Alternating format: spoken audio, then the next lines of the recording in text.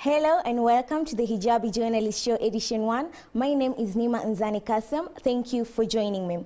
Anyway, today on my show, I have a special guest. I remember in my last episode, I talked about turning my YouTube channel into an empowerment platform where I will be inviting different women who play different roles in society to come and talk about the what they do, basically, that's all. And today in my show, I decided to invite the beautiful Asli Galgalo. Asli, welcome to my channel. Thank you for having me. Anyway, Asli is a very good friend of mine. I've known her for like, is it 5 years? Yeah, 5 years. Anyway, let me just give Asli this special opportunity to tell us something about herself. Thank you so much, Nima. It's an honor. So I should introduce myself? Yeah, introduce yourself. My name is Asli. Asli Galgalo. I'm Kenyan. Born and raised in Nairobi, in Kenya, Kayole area, one of the notorious ghettos in Eastland. Tell us about Kayole. No, Kayole is an amazing place. I love Kayole. It's one of the places that has molded me to who I am today. So it's a place that also people fear. Yeah. You know, I'll come tell you, Nemaniaje, let's go to Kayole. Okay. Why are people afraid of coming to Kayole? Like, what's so scary about it? Thugs. Okay. Thugs. I'm totally not coming. But they're not thugs, really. It's just a stereotype. Yeah. We have every neighborhood, or rather every estate has its own challenges. Yeah. And those are just guys trying to experiment on things they can do and things they can't do. Yeah. Yes, we have thugs in our areas, but not as bad as reported on the media. Okay, would you say that Kayole is in the rich areas, or it's in the normal area, average Kenyan, or would you say it's coming from the poor areas of Kenya? It's not poor. Yeah. Yeah. Kuna hiyo stereotype, guys will say Kayole ni ghetto, Kayole guys are poor, but they're not poor. Is it different from like Madare? Yeah, it's way different. Oh, it's better. It's way different. No problem. Guys ask all the time. Yeah. So, like, would you say that being raised in Kayole has brought you to become what you have become? Yes. By the way, guys, Asli will be talking about her journalism career. I just don't want to venture into that just yet. So let her talk to us about her home first. Which is making me very comfortable, by the way. Yeah. Uncomfortable. Anyway, sorry. no, it's okay. It's okay. I'm joking. Yeah.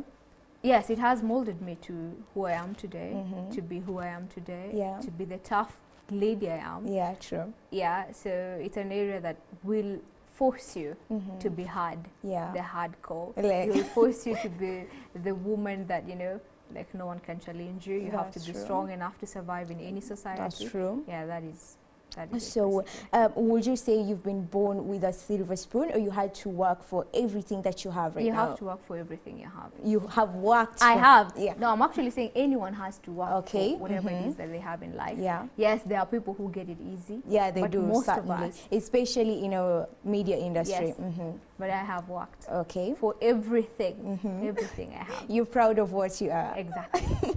Okay, Asli, maybe you can just give us a brief background about your home. Wait, are you Somali or are you Borana? Which part of community are you coming from? I'm Borana. Okay, is that different from Somali? Maybe you can just let us know how different it is from Somali, because I know a lot of people really don't know the difference between Somali and Borana. Personally, me being one of them, the only thing I know is that it's coming from the Oromo group, right?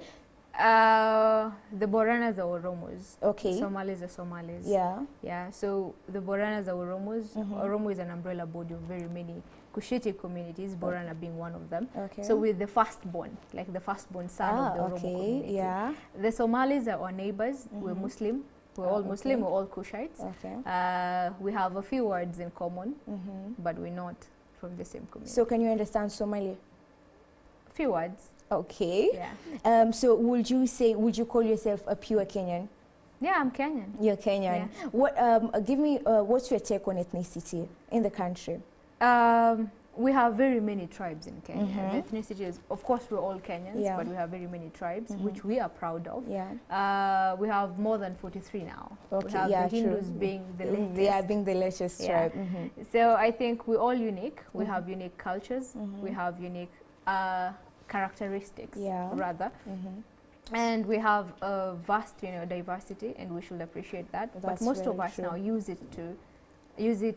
our ethnicity as a weapon to attack the other person, which is wrong. Yeah. But we should now embrace our differences. We should embrace our different cultures, different language, different everything now to build a stronger Kenya, rather than fighting amongst ourselves. Would you say that, have you faced any sort of discrimination because you're coming from a different culture? Not different, but not the common cultures in Kenya. Would you say you face any sort of discrimination? Yeah, I do. Discrimination is there. Yeah. It can happen even in our own societies. The Muslims, among the Muslims, you have very many tribes. Okay. We're Kushites. In the Kushite community itself, we have very many tribes. Okay. So discrimination starts from there. It can start from home.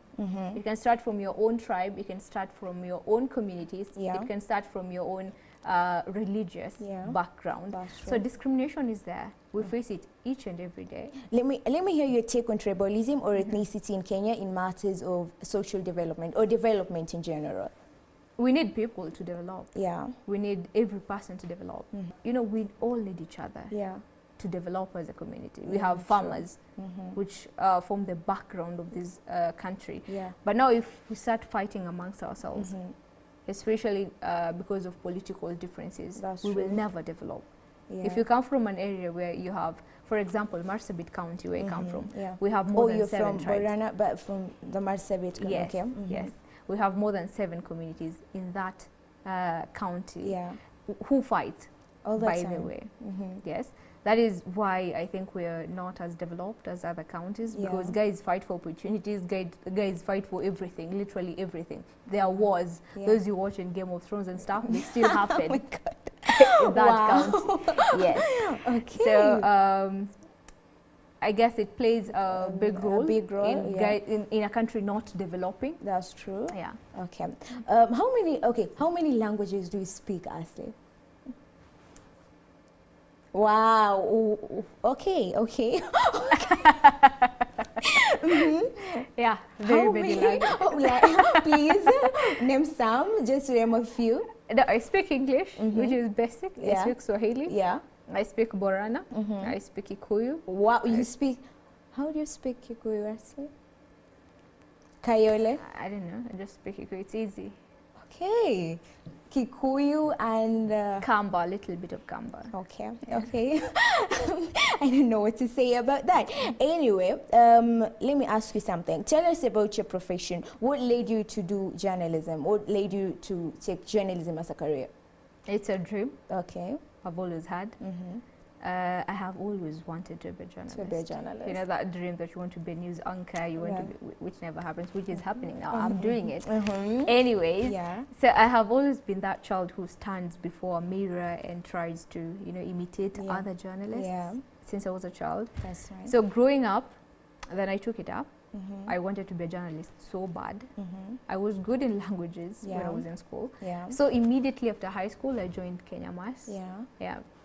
I was told that was the best school to start. I know. Once we all. Yes. Once we all. Which is Kenya Mass really is a really good school. Yeah, sure, very sure. It is really a good school. So it's a dream. I've always had it's a passion. Yes, it's a passion. Yeah. So what are the challenges that you face? I know a lot of people who are afraid of taking journalism as a career because they're afraid of many challenges, especially women, especially Muslim women. What would you say are the challenges you face, like in your journalism career? Challenges are everywhere. You should not be afraid because people tell you there are challenges in stuff you do or in stuff you want to do. Challenges are in every career, whether medical, whether engineering, whether journalism, everywhere. So if you're afraid of challenges, then you should not do anything in life. That's true. All right? Yeah. Challenges are there. What I'm doing right now in journalism, we've grown up knowing that you have to be good in English, good in Swahili to practice. True. What I'm doing currently, I'm doing it in my own language, which I enjoy very much. That's amazing. So and I'm trying journalism in Borana. Yes. Exactly. And I'm trying to be really careful not to speak Borana right now. Okay, please don't. I wouldn't understand. I'm really struggling. I have been doing this every day, speaking Borana every other day. For how long have you been speaking Borana? Like, not as a language, but in your profession? A year end. Wow. Yes. But, for what company again? Star TV. You guys, in case you want to watch Asli, sorry, Star TV, what in what? Star Television Network. Oh, okay, Star Television Network. Let me ask you something. What sort of journalism are you doing? Are you doing human interest? Are you doing political journalism? What line of journalism are you taking? I do interviews. Okay. So basically, I do cocktail of okay. journalism. Oh. I do political interviews. I do medical health. That's nice. Yeah. Okay. Current affairs. I do everything. I do education, women issues. Ah, that's nice. See. Culture. See. Number one priority. Yeah, of course. Anyway, I'd like to ask you on the aspect of sexual harassment in professions. Like, what's your take? What do you think about it? Like, have you encountered it in? Thank God, no. Thank God. I have never, and I think I will not. Okay. It depends with how you interact with people. Yeah. The moment you give them the, like opportunity. Yeah. To play with you. That's true. In all the wrong ways. Play with you. That is the word I'll use. Yeah. Okay. You encourage, guys touching you. Yeah. That is how it starts. That's like, true. hi, yeah, what's up? And guys hugging, ovio. Yeah. That is how it all starts. That's true. That is how it all starts. So this is you being the strong This is woman, me. like, yo, no. Okay. Anyway, but what would you say? What is your take on woman empowerment on society level? Like, we are very empowered. Yeah. I'll try and challenge women who say we are not empowered, we are marginalized, we are hated, I just said we are our own enemies. That's true. All right? Yeah. The moment we step up and we want to be something in life, no one will ever stop you. That's true. Any other person who wants to block you will get out of your way. Hey, Asli is coming. That's true. That's true. Yeah. I guess this women empowerment thing has been overrated. We have been empowered enough. I think we're not taking the initiative. We have been given the platform by the government, by the society, by our parents, by every other person. Yeah, that's it's true. us. We are failing. That's true. All we have to do is step up. All we have to do is stop undermining ourselves. That's true. Stop self-doubt and start believing in ourselves and start believing that we can do more. We can be anything we want to be in life. All you have to do is believe in yourself. Very true. I guess, ladies, we are our own enemies. That's true. Most of the time we tend to intimidate our own instead of supporting them, hating them instead of loving them. That's true. Bringing them down instead of being that pillar or that foundation for them to step on and be somewhere in life or something in life or someone in life. Women are just funny species. As much as we love them, we want to defend them, we want to represent them, we want to speak for them, but then again, they are the same people who will try and put you down. That's true. The same people who do not want to be represented. Yeah, that's the same true. people who will, feel intimidated by your own success. That's true. My success is any other woman's success. Exactly. All right? Yeah. It's easy for me to go to a woman than me going to a man. Exactly. Because at the end of the day, the woman will never ask for anything in return. That's true. And also will understand you more as a better woman. That's true. Yeah. So there's this one question that has been troubling me. I've been meaning to ask you this since the start about culture. Okay, I'm sorry, but my this channel is mainly about empowering one another from different cultures and stuff. So I've been wondering, like, what are some of the cultures in the Borana community? Our cultures? Yeah. We have a very rich culture. Okay. So I do not know what you're asking about, really, but we have cultures in marriage, child, the naming ceremonies, we have those. We have a very special, rather strong governance system. Wow. It's called the Gather system. You can go Google. Okay. It's actually the best in Africa. Wow. It's a governance system. The Gather. The Gather system. The Gather system. Yes. It's all about governance. The president, or rather the king, stays in power. We have a king. Wow. Stays in power for 8 years and then peacefully hands over power to another person. Wow. Yes. So you have a king. We have a king. Ah. We have a queen also. Okay, Asli, I want to ask. I see you aiming already.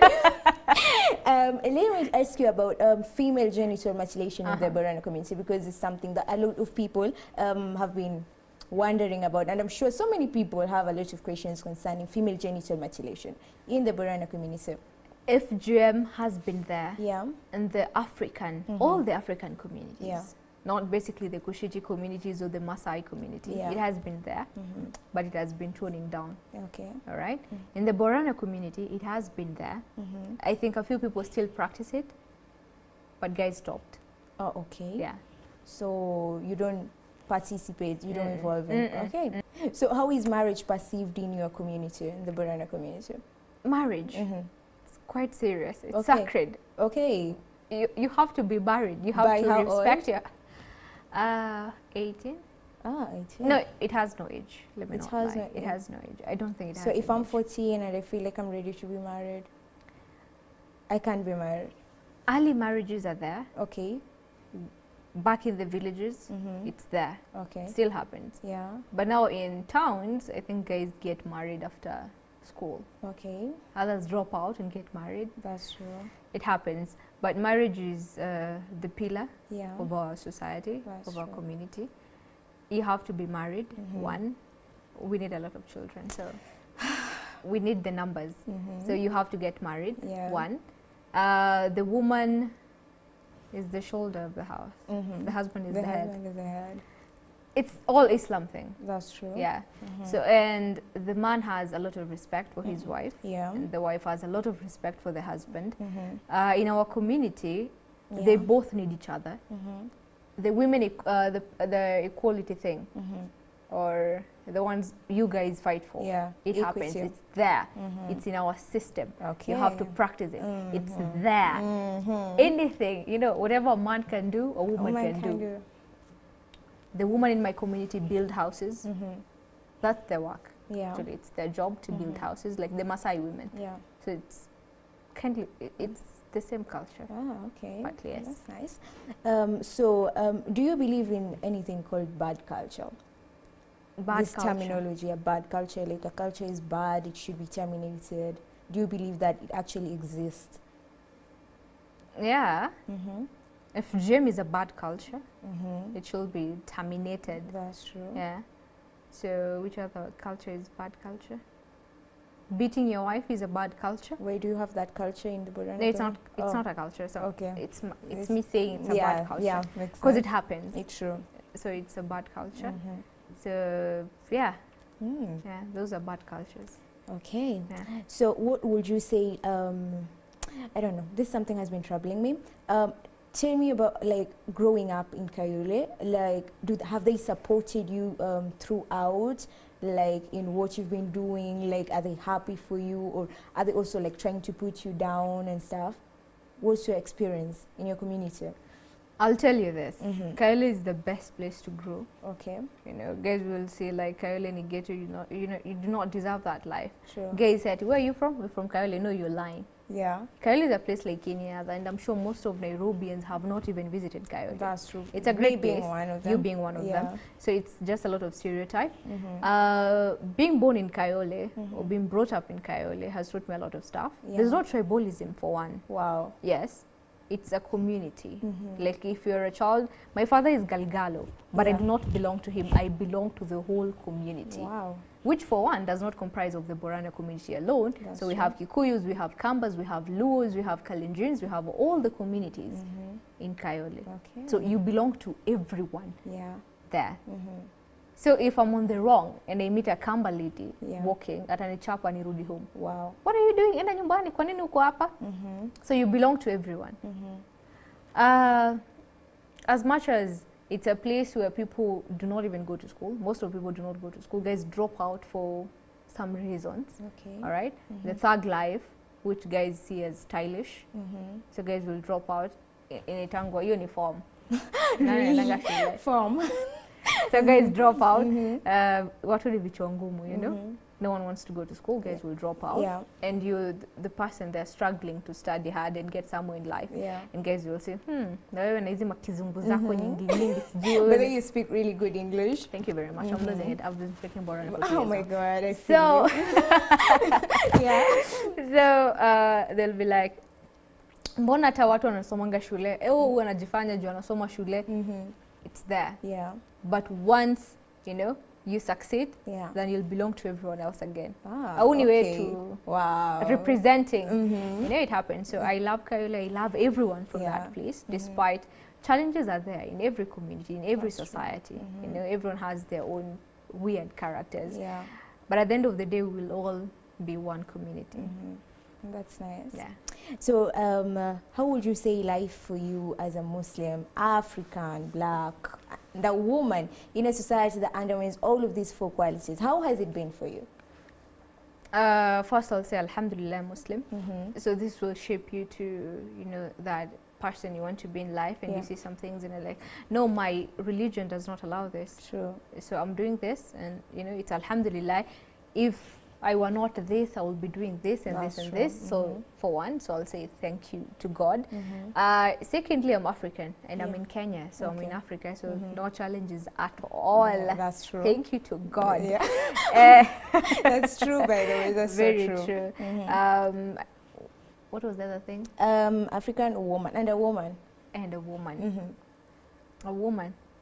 Being a woman is special. There's nothing as special as being a woman. People. It's really special. It's really special. That's true. Really, really special. So you being a Muslim, you being a woman, gives you that. First, both are marginalized people. Not given as much opportunities as they should be given. But as I said, the opportunities are there. The society has been shaped. So a lot of things have changed, both in the government and in the society. So you have the chance to step up and be whoever you want to be. As a woman now, who is a Muslim, you know, the Muslims nowadays are more supportive. Yeah, you know, true. Very supportive. Guys are growing. Guys are in all the other businesses. I remember one time I went to a friend's place. I was still in high school. I think after Form 4, and the mother was like, "What are you doing now?" I want to go to school and do what? Journalism. Oh my God. Unataka kukua kwa TV. Hiyo ni haram. Like, I understand, because like I've been there, done that.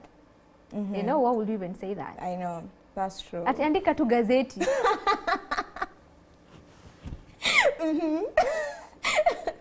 Are you even into writing? Are you even into writing? So, I love writing. Okay. I love the cameras more. Oh, okay. So, like, wewe andika tu usikue kwa TV. It's not good. Wow. It's not good. Lakini, I thank God. It's been real. It's been perfect. It has not been all this. It has been, you know. True. So, thanks to God. Thanks to God. So maybe you can just tell us your purpose and your ambitions right now, what you intend to do, where you see yourself in 10 years. 10 years. I hope I'll be alive. Okay, inshallah. Inshallah. But then again, I have dreams. Yeah. I have a lot of dreams, but you do not even share it in public because guys might steal your dream. True. Anyways, jokes aside, hustling, and you do not want to hustle all your life. That's true. So you want to be somewhere stable, where you're comfortable, where you can support yourself, your family, and the needy around you. That's true. So I want to be somewhere doing something that I love, which is journalism, which is community development, which is politics and leadership, any other thing. Politics and leadership, you can combine them, you can separate them. It's basically community development. That is what I want to do after journalism, what I'm trying to use my journalism for to develop the community. Okay, yes. That's nice. Yeah. So maybe you can just share one message to the public, to all the women who are watching this, to everyone who will be able to see this, because you're sharing this on your page, I'm sharing this on my page. I'm pretty sure you'll inspire a lot of young women out there who probably want to be like you but are afraid of all the obstacles that they're facing. So maybe you can just give them one word of support. Or Nima, I'll tell you this. When I was in high school, I was the head girl of my school. Nice. I have always been a prefect. I do not know whether it's the leadership, but I was too noisy. Could be also to shut me down. Okay.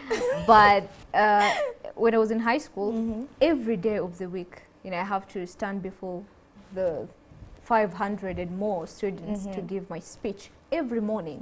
And every day I would leave them with one quote.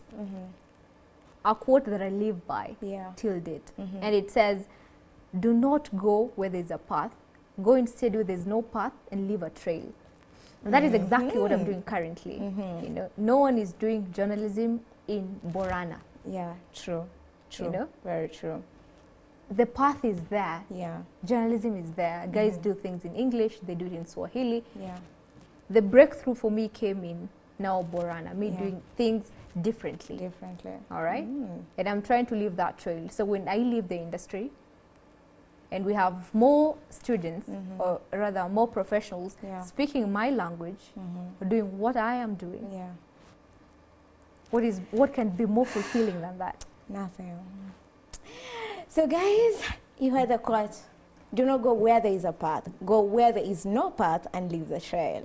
Anyway, thank you for joining me at the Hijabi Journalist Show Edition 1. I would really like to thank Asli for coming and sharing this amazing moment. Please allow me to call you more often. Is that possible? No problem. Oh, thank you. We can co-host. Oh, true. You know, you're so good at this. Like, I feel like an amateur right now. Please. True. Anyway, you guys, thank you for joining me. It's been an amazing day for me. I was so excited to host my very good friend.